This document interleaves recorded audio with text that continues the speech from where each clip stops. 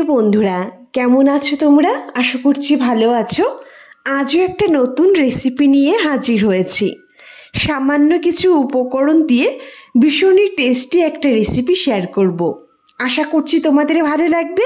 পুরো ভিডিওটি দেখার অনুরোধ রইল।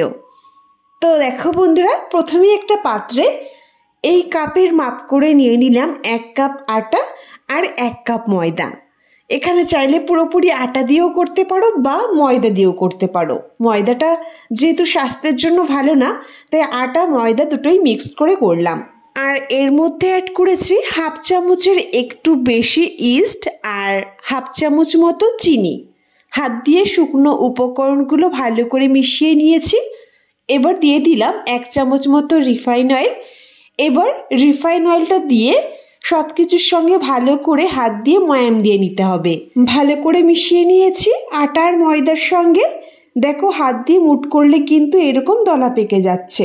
এবারে অল্প অল্প উষ্ণ গরম জল দিয়ে আটা আর ময়দাটা মেখে নিতে হবে। এখানে উষ্ণ গরম জলই দেবে, তাহলে কিন্তু বেশ সফট হবে ডোটা। অল্প অল্প জল দিয়ে আমি একটা সফট ডো তৈরি করে নিচ্ছি। একবারে বেশি জল দেবে না, তাহলে কিন্তু নরম হয়ে যেতে পারে। তাই অল্প অল্প জল দিয়ে বেশ ভালো করে মেখে নিয়ে সফট একটা ডো মতো তৈরি করেছি। ঢেকে দিয়ে রেখে দেব 15 থেকে 20 মিনিটের জন্য। চাইলে তোমরা আধা ঘন্টাও ঢেকে রাখতে পারো বা 1 ঘন্টাও। এতে আটা ময়দার ডোটা কিন্তু বেশ নরমও হবে এবং অনেকটা ফুলে যাবে। তো আমি কিছু সময় ঢেকে রাখছি আর এদিকে একটা পুর তৈরি করে নিচ্ছি। তার জন্য কড়াইটা বসিয়ে দিলাম। কড়াইতে সামান্য তেল দিয়ে অল্প পরিমাণে গোটা জিরে দিয়ে দিয়েছি আর তার সঙ্গে অ্যাড করে দিলাম মিডিয়াম সাইজের একটা পেঁয়াজ কুচি। পেঁয়াজটাকে লালচে রং ধরে ভেজে নিতে হবে। আর এই পুরটা তৈরি করার জন্য আগে আমি 2 মিডিয়াম সাইজের সিদ্ধ আলু নিয়েছি আর তার সঙ্গে 2-3 পিস চিকেনকে ছোট ছোট করে কেটে নিয়েছি। আজ যেহেতু সানডে ছিল, তাই বাড়িতে চিকেন আসছিল, তাই ভাবলাম ইউনিক একটা রেসিপি তোমাদের শেয়ার করে ফেলি। সেই মতোই 2-3 পিস চিকেন সাইড করে আমি ছোট ছোট করে কেটে রেখেছি আর 2টো আলুও সিদ্ধ করে রেখেছিলাম। তো দেখো, পেঁয়াজটাকে ভালো করে ভেজে নিয়ে সেই ছোট ছোট কেটে নেওয়া চিকেনটা দিয়ে দিলাম। ভালো করে নেড়েচেড়ে তেলের সঙ্গে অ্যাড করছি স্বাদ অনুযায়ী লবণ আর অল্প পরিমাণ হলুদ গুঁড়ি আর লাল লঙ্কার গুঁড়ি। চাইলে লাল লঙ্কার গুঁড়িটা নাও দিতে পারো। আর এখানে আমি 1.5 চামচ মতো বাটা মশলা অ্যাড করলাম। এখানে চিকেন তৈরি করার সময় আমি একটা মশলা তৈরি করেছিলাম। নর্মালি চিকেন রান্না করতে গেলে যে মশলাটা লাগে, আদা রসুন জিরে শুকনো লঙ্কা কাঁচা লঙ্কার একটা পেস্ট ছিল, সেখান থেকে সামান্য মশলা দিয়ে দিলাম। যদি তোমাদের হাতের কাছে বাটা মশলা না থাকে, তাহলে কিন্তু গুঁড়ো মশলা দিয়েও ঠিক একইভাবে তৈরি করে নিতে পারো। তো দেখো, প্রথমে খোলা অবস্থায় 2-3 মিনিট কষিয়ে নিয়ে ঢেকে রেখেছিলাম আরও 2 মিনিটের জন্য। এই অবস্থায় মশলাটা একদম কষানো হয়েছে আর মাংসটাও সিদ্ধ হয়ে গেছে। তার মধ্যে অ্যাড করে দিয়েছি সিদ্ধ করে রাখা ম্যাশ করে নেওয়া আলুটা দিয়ে ভালো করে মিশিয়ে নিলাম। প্রথমে খোলা অবস্থায় 2 মিনিট মতো আলুর সঙ্গে চিকেনটাকে ভালো করে নেড়েচেড়ে কষিয়ে নিয়েছি। তো দেখতেই পারছো, বেশ কিন্তু শুকনো ভাব হয়ে আসছে। এবার একদম শেষে এখানে দিয়ে দেব সামান্য গরম মশলার গুঁড়ি। তৈরি হয়ে গেল একদম সুস্বাদু একটা চিকেনের পুর। অসম্ভব ভালো হয় খেতে। 2 পিস চিকেন রাখলেই এরকম একটা সুস্বাদু পুর তোমরা তৈরি করে নিতে পারবে। আর এই পুরটা দিয়ে কিন্তু অনেক রকম রেসিপি তৈরি করা যায়। তো দেখো, আমি কিন্তু পুরটা একদম পারফেক্টভাবে তৈরি করে নিয়েছি। গরম মশলার গুঁড়ি দিয়ে ভালো করে মিশিয়ে এবার নামিয়ে নেব। তো পুর একদম রেডি। আর যে আটা ময়দার ডোটা আমি তৈরি করে রেখেছিলাম, এই সময়ের মধ্যে বেশ কিন্তু নরমও হয়ে গেছে।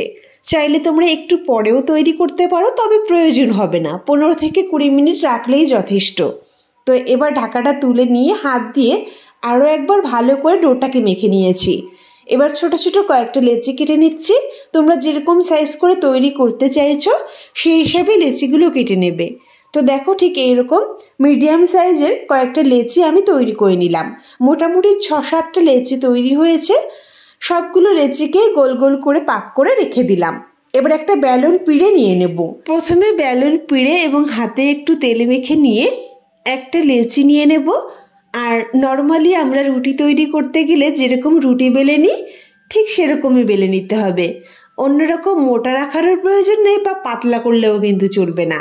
তো দেখো আমি একটা লেচি নিয়ে ঠিক এইরকম বড় করে বেলে নিয়েছি যতটা সম্ভব।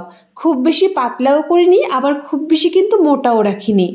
এবারে ভালো করে বেলে নিয়ে যে পুরটা আমি তৈরি করে রেখেছি সেখান থেকে বেশ খানিকটা পুর দিয়ে দেব। যত বেশি পুর দেওয়া হবে খেতে ততটাই ভালো লাগবে, তবে অবশ্যই বুঝে দিতে হবে যে কতটা পুর দেওয়া যায়। খুব বেশি দিয়ে দিলে আটকাতে অসুবিধা হবে, তাই মোটামুটি 1.5 চামচ মতো পুর দিয়ে দিলাম। এবারে আমি সুন্দরভাবে আটকে নেব। তো দেখো ঠিক এরকমভাবে ভাঁজ দিয়ে আমি আটকে নিচ্ছি।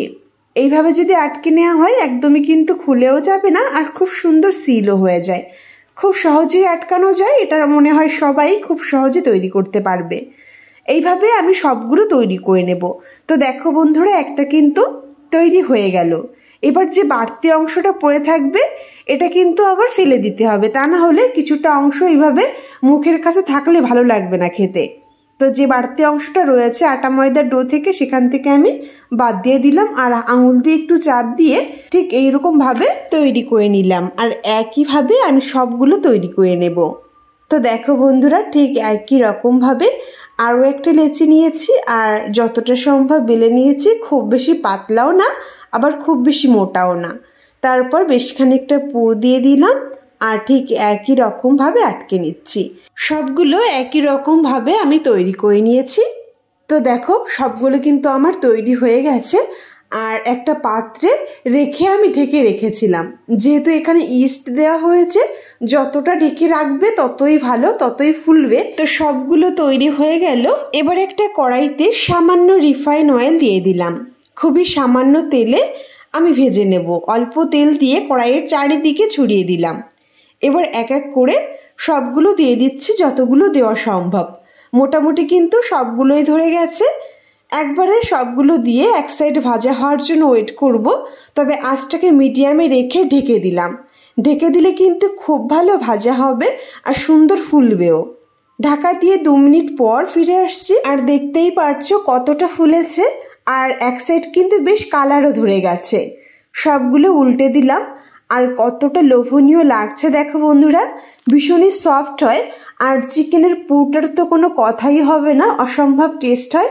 এইভাবে একবার অন্তত ট্রাই করে দেখতে পারো, আমার মনে হয় তোমাদের অবশ্যই ভালো লাগবে। তো দেখো বন্ধুরা আবার ঢেকে অপর সাইডটাও একই রকমভাবে ভেজে নিয়েছি, আর দু সাইডটাই একই রকম লালচে রং ধরে ভেজে নিলাম। ভাজতে একদমই কম সময় লাগে, খুব অল্প সময় কিন্তু ভাজা হয়ে যায়। তো দেখো দু সাইডটাই কিন্তু বেশ কালার ধরে গেছে। এবার নামিয়ে নেব। অসম্ভব টেস্টি একটা রেসিপি, আশা করছি তোমাদের খুবই ভালো লাগবে। বাড়িতে একবার অন্তত ট্রাই করে দেখতে পারো, আর অবশ্যই আমাকে কমেন্ট করে জানাবে তোমাদের কেমন লেগেছে। তো বন্ধুরা দেখো দু সাইডটাই কিন্তু বেশ ভালো করে ভেজে নিয়েছি। এবার নামিয়ে নেব। তো বন্ধুরা আমার এই রেসিপিটি তোমাদের কেমন লেগেছে অবশ্যই কমেন্ট করে জানিও। ভালো লাগলে আমার এই ছোট্ট চ্যানেলটি সাবস্ক্রাইব করে পাশে থেকো বন্ধুরা। তো বন্ধুরা আজ এই পর্যন্ত রেসিপিটি শেষ করলাম। দেখা হবে নেক্সট কোনো নতুন রেসিপিতে। তোমরা খুব ভালো থেকো, সুস্থ থেকো। আজ এই পর্যন্তই।